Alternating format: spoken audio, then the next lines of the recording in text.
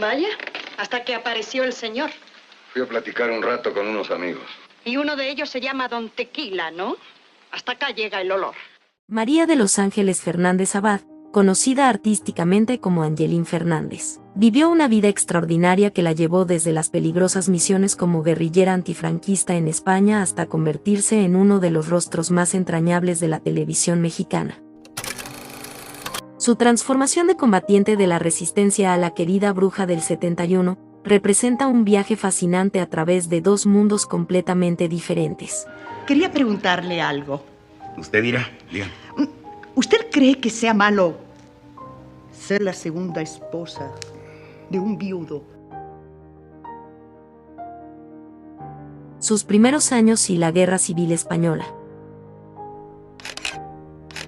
María de los Ángeles nació el 30 de julio de 1924 en Madrid, España. Creció en un país que pronto se vio dividido por la Guerra Civil entre 1936 y 1939. Cuando estalló el conflicto era apenas una adolescente de 14 años. María se unió a la lucha contra las fuerzas nacionalistas de Francisco Franco, convirtiéndose en una activa militante republicana. Durante la guerra y los primeros años de la dictadura franquista, participó en operaciones clandestinas. Para hacer frente al régimen, se formaron diversos grupos de resistencia integrados por militantes comunistas, socialistas y anarquistas. La mayoría de estos grupos se fueron agrupando en las montañas para combatir a las fuerzas golpistas. Poco a poco los comunistas terminaron por convertirse en una mayoría dentro de las resistencias. En 1937 se formó oficialmente el 14º Cuerpo de Ejército Guerrillero, pero no logró minar las fuerzas de Franco, quien estaba respaldado por las potencias europeas.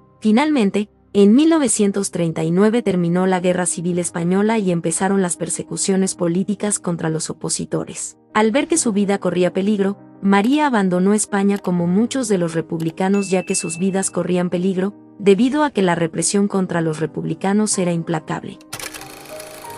El exilio y la nueva vida en México.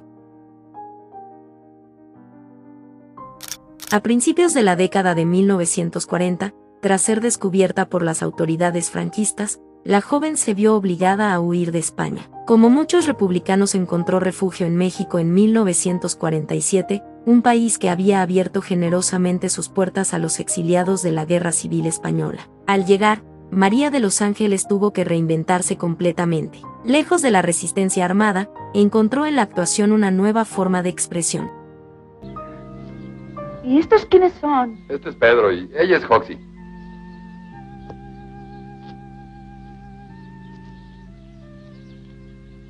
Oye, ¿y esto es una mujer? Comenzó a trabajar en el teatro, la radio y eventualmente en la televisión y el cine mexicano. Su talento natural y su distintivo acento español le abrieron puertas en la escena artística mexicana. Ascenso en la industria del entretenimiento mexicano. Durante las décadas de 1950 y 1960, Angelín Fernández construyó una sólida carrera como actriz. Actuó en la época de oro del cine mexicano. Participó en numerosas películas trabajando con figuras legendarias como Cantinflas y Germán Valdés Tintán. Debutó en el cine en 1955 con un papel secundario en la película Maternidad Imposible. No. Llegó al pueblo cuando iba a salir el autobús. Llegaba con el niño. Tiene que saber que se lo llevaron. La pobre.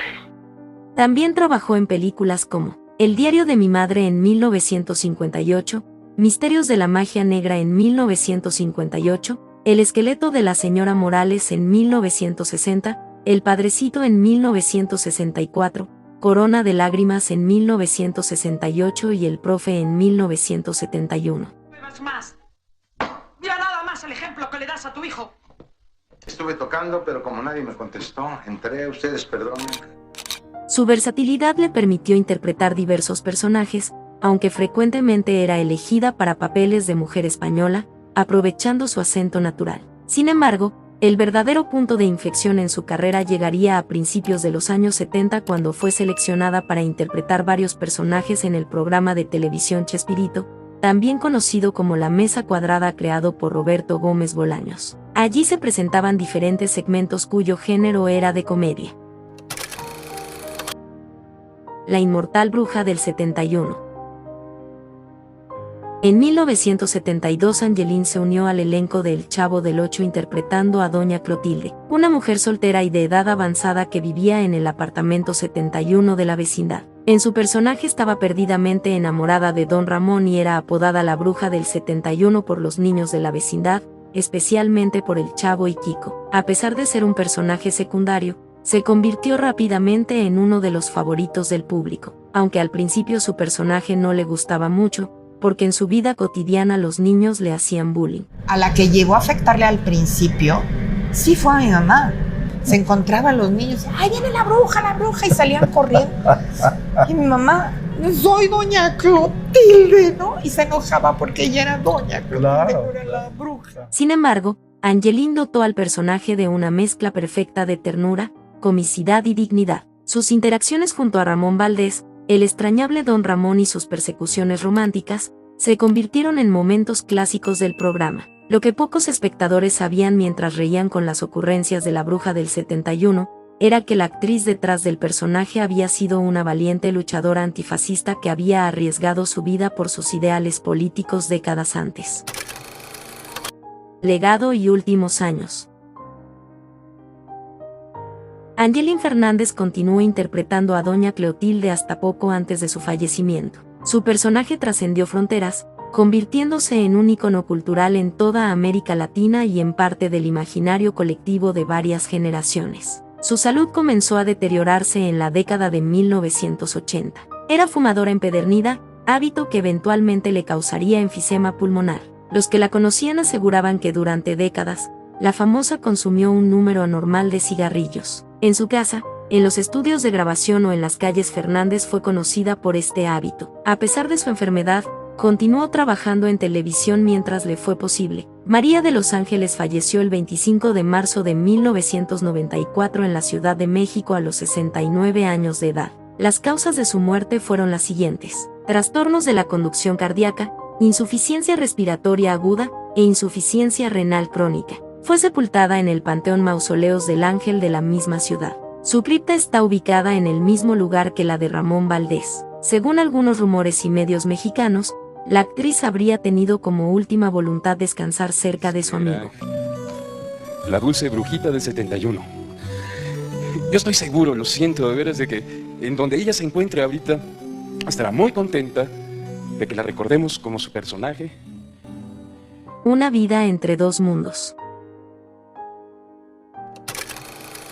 La historia de Angeline Fernández representa un extraordinario viaje desde la resistencia armada hasta la comedia familiar. Su transformación de guerrillera republicana en España a amada actriz cómica en México es un testimonio de su extraordinaria resiliencia y capacidad de adaptación. Su legado perdura no solo en la cultura popular latinoamericana a través de su inolvidable personaje, sino también como un recordatorio de los muchos exiliados españoles que encontraron en México una segunda patria, donde pudieron reconstruir sus vidas y hacer contribuciones significativas a la cultura de su país adoptivo.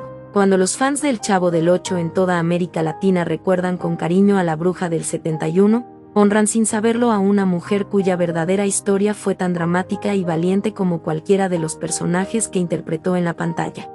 Si te gustó el video, no olvides dejar tu comentario abajo, suscribirte y activar las notificaciones. Nos vemos en un próximo video. Se les quiere.